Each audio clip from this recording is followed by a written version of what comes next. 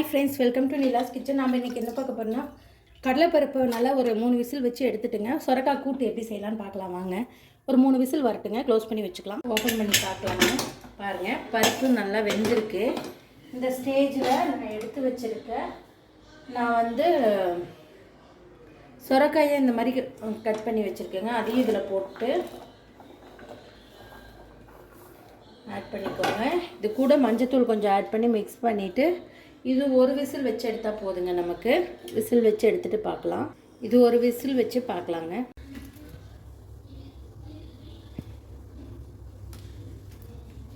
Oil ஒரு 2 table spoon ஊற்றிருக்கேங்க. நல்லா காயிட்டும். Oil நல்லா காஞ்சிருச்சு. இப்போ கடுகு 1/2 ஸ்பூன் போட்டுக்கிறேன். சீரகம் ஒரு 1/4 ஸ்பூன் போட்டுக்கிறேன். நான் தேங்காயை அரைச்சி எடுத்துக்கிறேன். நான் ஒரு 1/2 மூடி சின்ன தேங்காய் எடுத்துகிட்டு அதில் 5 பச்சை மிளகாய், ஒரு 1/2 ஸ்பூன் சோம்பு, சீரகம் 1/2 ஸ்பூன் சோம்பு போட்டு மிக்சியில் அரைச்சி எடுத்துக்கிறேங்க. கடுகு நல்லா பொரிஞ்சிட்ருக்குங்க. இந்த ஸ்டேஜில்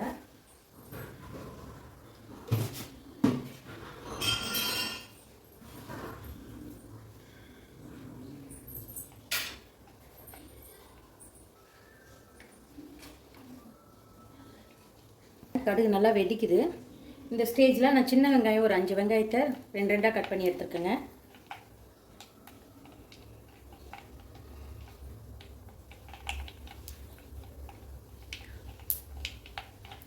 இப்போ சின்ன வெங்காயம் கருவேப்பிலையே நான் போட்டுக்கிறேன். போட்டு நல்லா வதக்கிக்கோங்க. கொஞ்சமாக ஒரு சிட்டிகை மஞ்சத்தூள் போட்டுக்கோங்க, ரொம்ப வேணாம். போட்டு தேவையான அளவு உப்பு போட்டுக்கோங்க. நான் ஆல்ரெடி உப்பு போட மறந்துட்டேன், அதனால் இப்போ போடுறேன். போட்டு நல்லா வதக்கிக்கோங்க. இந்த ஆனியன் நல்லா வதங்கட்டும் பார்க்கலாம். ஆனியன் நல்லா வதங்கிருச்சு. இப்போ நம்ம அந்த குக்கரில் எடுத்து வச்ச அரைச்சோளம் வேக வச்சோளங்க அதை ஊற்றிக்கலாம். இப்போ கடலைப்பருப்பும் சொரக்காயும் ஊற்றியாச்சு. ஊற்றி நல்லா மிக்ஸ் பண்ணிக்கோங்க. இது நல்லா ஒரு கொதி வரட்டுங்க. அந்த உப்பெல்லாம் நல்லா கரையிட்டுங்க. இது நல்லா வெந்து வருது. இப்போ இந்த ஸ்டேஜில் நம்ம இந்த தேங்காய் அதெல்லாம் காமிச்சலங்க, அதை அரைச்சதை போட்டுக்கலாம். ரொம்ப தண்ணி ஊற்றக்கூடாது. இதில் இருக்கிறதே அது கரெக்டாக போயிடுங்க. லைட்டாக மிக்ஸி ஜார் வாஷ் பண்ணி வேணுமா ஊற்றிக்கலாம். அது ஆப்ஷனல் தான், உங்களுக்கு வேணும்னா ஊற்றிக்கோங்க. இல்லைன்னா நம்ம அந்த கரெக்டாக அந்த அளவுக்கு போதுன்னா விட்டுருங்க. கொஞ்சம் திக்னஸாக வேணும் அப்படின்னா இதே மாதிரி விட்டுருங்க. இல்லை கொஞ்சம் தண்ணி மாதிரி தான் எனக்கு வேணும் அப்படின்னா நீங்கள் தண்ணி ஊற்றிக்கலாங்க. அவ்வளோதான். இது ஒரு கொதி வரட்டுங்க. அதாங்க, சூப்பரான ஒரு கூட்டு ரெடி ஆயிடுச்சு.